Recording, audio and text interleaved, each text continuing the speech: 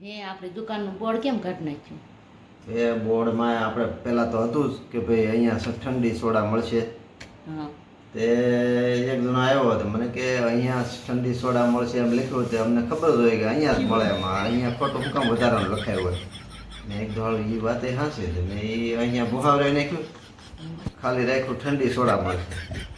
પાછા બે જણા આવ્યા તો મારા બેટા કે ઠંડી સોડા મળશે તો ઠંડી જ હોય ને સોડા તો એ ઠંડી લખવાની શું જરૂર હતું ખાલી સોડા મળશે એમ લખો તો ગ્રાહક તો બધા આવે જ છે. મેં વળી ઠંડી કઢાવી નાખી પછી રાખ્યું ખાલી સોડા મળશે. ત્યાં પાછા એક દી સોસાયટીમાં જાન આવી હતી બે જણા સોડા પીવા આવ્યા હતા મને કે સોડા મળશે એમ લખ્યું ત્યાં સોડા જ હોય ને તમારે મશીન છે મને ખબર હોય સોડા છે એ શું જરૂર હતી. મેં હવે સોડા ભૂમાવીને ખાલી મળશે રહ્યું.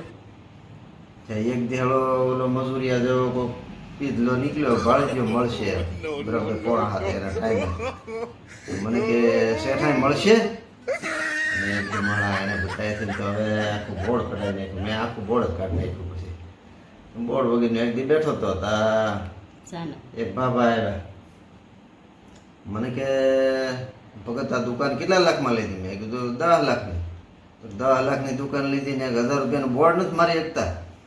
મેં કીધું દાદા તમારા જેવા બધા થઈને જ આ બોર્ડ મારું કટાવે હવે તમે હાલતા થાવ.